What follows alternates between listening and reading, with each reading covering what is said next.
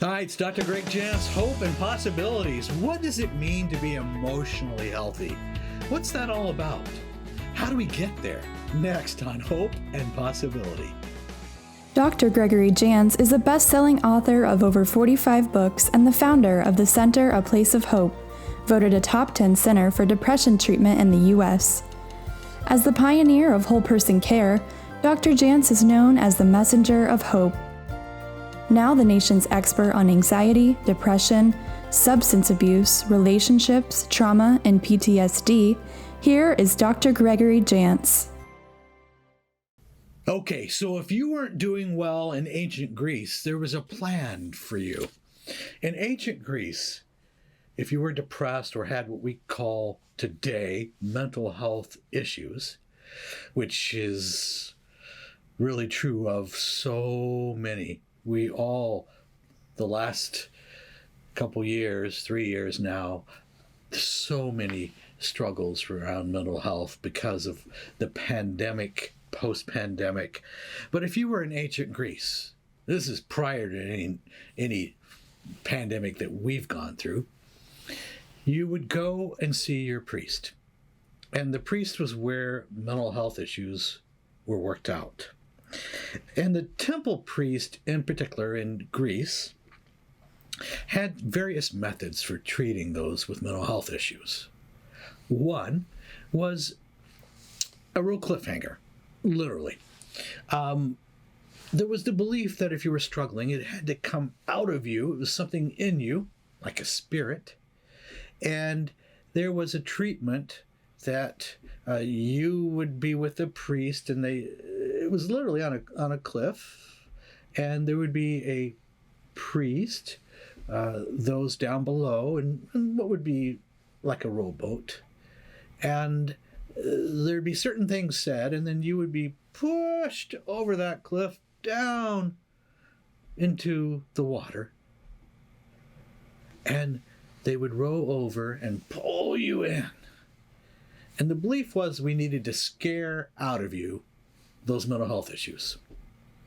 My goodness. Have you heard the term ship of fools? This is where people who didn't get any better were put in a little boat, pushed out in the harbor, and hence ship of fools. You were put out adrift because we didn't know what to do to help you. You see, if we're struggling with depression or anxiety or post-traumatic stress disorder, obsessive compulsive disorder, eating disorders, any of those issues, this is a pretty good time to be alive. I mean, we really do. We have answers for looking through the whole person model. We have answers like we've never had before. All right, one more. Let's take it up through the Middle Ages. And this is in Europe. And there was various forms, again, of still the belief that if you're struggling, depression, anxiety, or other issues, it's something that has to get out of you. Get out of you. So, the shock treatment. But there was various forms of this. There was a shock type treatment that you would be put on it would be like a stool, but there was a spinning process. And we would spin the person who's suffering from mental health issues around and around and around and around. You would be spun so many times, it's beyond dizzy. Beyond dizzy. The cue or signal that this issue or issues or spirits or whatever was out of you was when blood began to appear in your ears, and that's when the spinning would stop. That's a lot of spinning. A lot of spinning. All right, let's just move this up quickly through history. 1808. 1806. Vermont. 1806. There was a treatment, again, believing it's something we got to get out of you. It's the old head in the bucket treatment, literally. I read about a depressed attorney. And what was done was simply putting your head in the bucket of water, holding it extended periods of time, over time. So then you're gasping and gasping for air. And then, suddenly, at some point, before you were drowning, whatever it was released from you. We had a lot of things we did. That was 1806. Move it up. 1937, we have a psychiatrist by the name of Freud. And Freud, he did some interesting things. He had some interesting ideas, too. But he said this, maybe the best thing he ever said, as it relates to mental health treatment. He said, there may be other undreamed of possibilities. So he's talking about treatment. In other words, the stuff we've been doing is not working. And he said there must be some other undreamed of possibilities.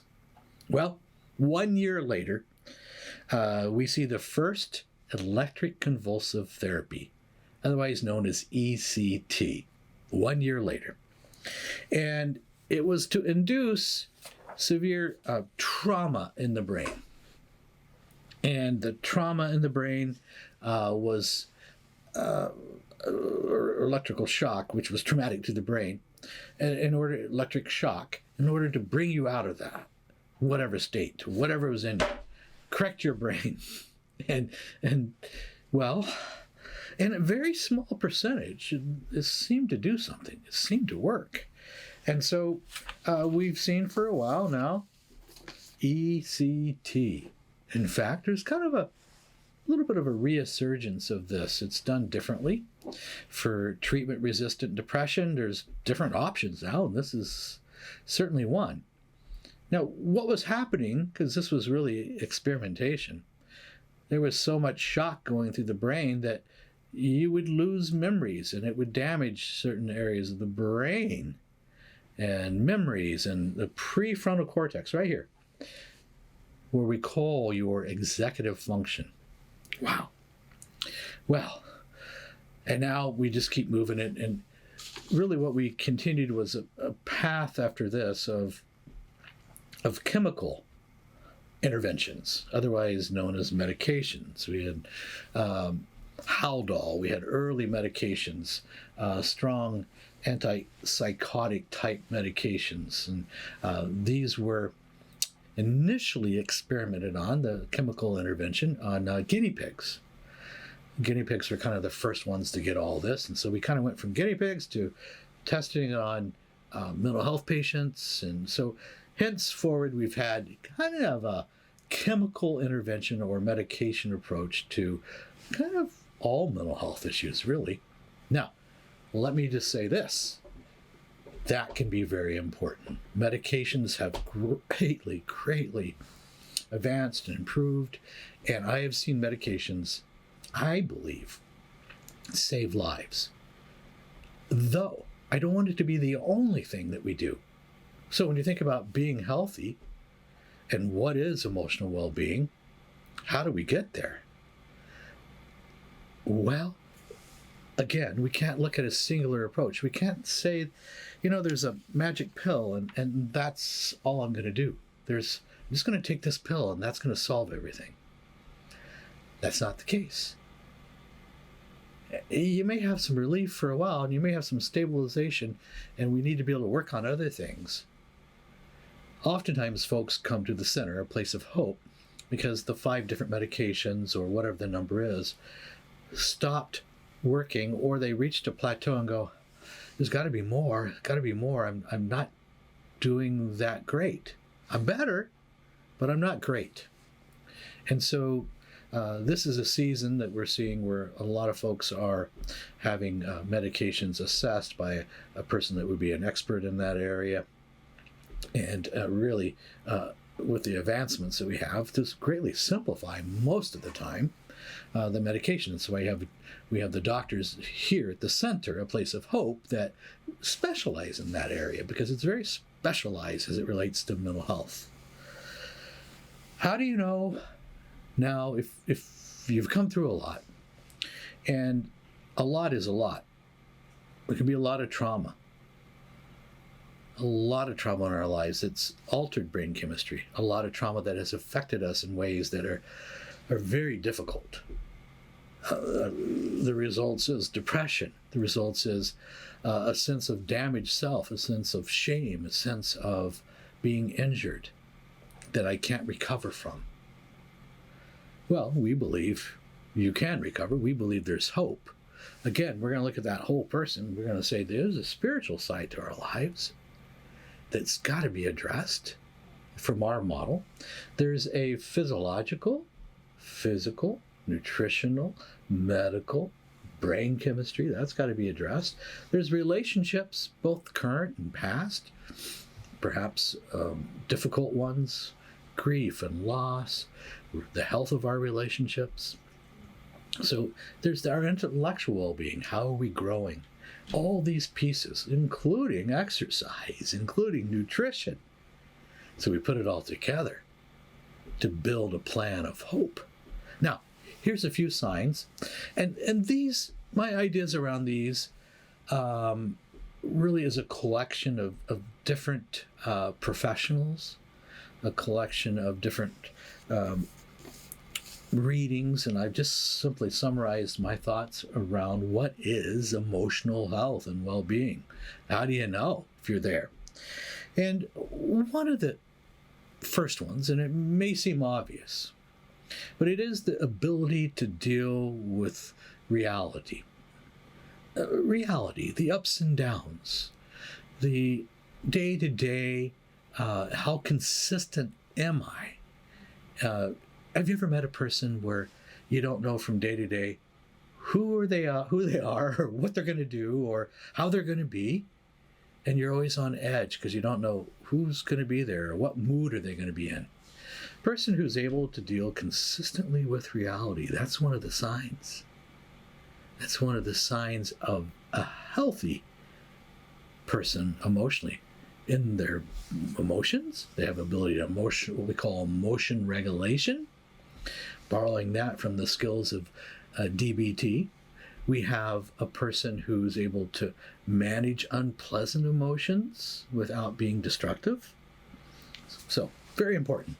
Number 2, and the ability then, a healthy person can adapt to change, normal changes, change of job, changes that involve moving, but normal life changes that we need to be able to adapt to. A person who is struggling emotionally or in mental health issues, change can be so difficult. Change can send them on a spiral downward into deep despair of depression. Change can cause a person to turn to addiction and turning to addictive behaviors because I can't handle the change, whatever that might be. So that's number 2. I'm going to also say, and for me, this is a really important one, but a healthy person has the ability to initiate forgiveness. Initiate forgiveness. They're a forgiving person. We love to be around forgiving people. Forgiving people are people that are generally grace-bound. Grace is a key. I look at the biblical definition of grace, and really, it's unmerited favor. So we have ability to give grace and love to others, and we're able to, and you've heard it, it's love your neighbor as you'll love yourself. And that's a hallmark of a healthy person. They're able to love others without being so self-absorbed, so incredibly self-absorbed that they can't even see the needs of others. All right. A lot we can say about that. So, but it's really that capacity to forgive, capacity to let go of, and I would say self-forgiveness, but letting go of anger, bitterness, resentments, those things that produce shame, those things that produce that sense that I am defective. That's why in that stack of books behind me, I see that there's one I wrote there on shame, because that's a toxic emotion that will affect all of our relationships and our ability to have closeness and intimacy. Shame. All right. So we're free from shame as a healthy emotional person, and we have the capacity to give and receive love and initiate forgiveness. These are just a few thoughts as we look at, well, what makes up a healthy person? We could go on and on and on, but maybe those are considered some core foundations. A person that's able to practice gratitude, they have optimism and hope for the future. A person usually that is saying that there's a sense of faith or the spiritual piece of their life they feel like is in order, important one. For many, they'll say that's a foundation. We believe that a foundation of faith in addressing just the spiritual issues or the questions we may have in our life can bring a sense of great hope and a sense of hope for our future. We have an Old Testament scripture on our entrance to our main building, and it talks about, it's Jeremiah 29:11. Jeremiah was a prophet of old, so to speak, but he had lost everything. He lost the city he loved, he lost the people he loved, he lost everything. And yet, he talked about his future and his hope, and the plans that God has are plans of a positive and hopeful future. And it's a promise. And so we see somebody who lost everything, who was in probably great despair, but yet had a foundation in their faith of a future and hope. And I see that there's this optimism that comes when people resolve issues in their life, when people take resolved issues and build upon that. They feel peaceful, they feel a sense of joy, and gratitude is always in there. They wake up with gratitude. I know a person that is now at 25,000 gratitudes in multiple journals over a number of years. Can you imagine writing 25,000 something gratitudes? I share that because I know that person. It's my wife. Over now, I think it's 10 years of going through a lot of difficulties, health, cancer diagnosis, etc., beginning a gratitude journal. And it was just recently, because I thought she was around 21,000. She says, no, I'm at 25,000 something gratitudes. How do you do that? And she said, it's one of the things that saved my life and gave me hope for the future, gratitude. A healthy person will foster gratitude, which produces optimism, which gives us hope for the future. All right, what do I need to do immediately? I may need to reset some things in my life. I made a note here, I need to rebuild. Maybe there's areas of my whole person I need to have a plan to rebuild. Maybe one of them, for example, could be as simple as nutrition and drinking my water and building a health plan. Maybe I need to look at how do I do a sustainable plan of health that will cause me to feel hope for my future because I'm caring for myself. Maybe I need to look at emotionally. Do I have one of the three deadly emotions? Anger. Another word for anger can be hurt, and resentments and bitterness. Do I have a whole lot of that in my life? Do I have a lot, number 2, fear and have anxieties? My life driven by fear or anxieties. Number 3 is shame. Do I feel that I'm defective, that something has happened in my life, or traumas, that I'm ruined, I'm no good? It affects everything about how I see myself and my relationships, and my future. So sometimes we have to get detoxified of anger, fear, and shame. Another word could be false guilt. And that's got to have some type of an intervention in our life. In other words, I got to make a decision. Usually I may need some wise counsel, working with a counselor, but somebody that's going to help me walk through those steps ultimately of freedom. I know that the whole person approach works. I've seen it now.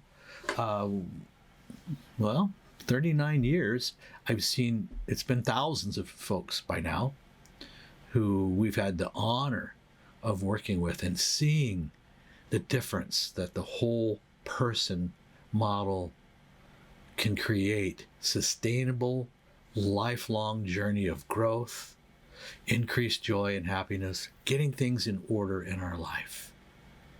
And if you look at what do I really have? Well, it's really not stuff. What I really have is the quality of my relationships. And when I get back to building healthy relationships, I get back to doing that because I can have a healthy relationship with myself. I'm not poisoned with toxicities. And those are emotional toxicities. Desperate people do desperate things. If I don't reach a place of peace in my life, ultimately, I start to think things like, well, it'd be better off if I'm not even around. It'd be better off if I wasn't alive. And we start to step one foot in a non-reality, and we look for a way out. Sometimes it's a slow way out. It's an addiction that takes our life. Other times it's the despair, the despondency that's so deep that we can't see ourselves going on. Okay, the whole last year, I was working on something very special. And it's a book. I'm going to reach behind me. It's a book, Triumph Over Trauma. Triumph Over Trauma. Trauma, shame, those things that, because of trauma, because of abuse, because of things that happened that I had no control over, I may still be stuck. It may be the source of my depression, my anxiety, my resentments. To get over trauma, to get over injustice, to get over that abuse, to get over that loss. How do I do that? Can I really have triumph? The answer is yes. I need to know, what does being emotionally healthy look like? We shared a little bit of that today, but I also need a plan of escape from that trauma or the effects of that trauma. So, Triumph Over Trauma. Brand new, last year's project. If there's one single issue that we see with all the folks we have the privilege of working with, it's getting through trauma, because trauma creates shame, and shame holds us in bondage. Let me say it. There's hope and there's possibilities. We need to make the decision today to create a system of growth in our life, a system of recovery, a system that builds healthy relationships. There is hope. Hope comes when there's a plan. And I see it work. I've seen it work in so many lives. Don't lose hope.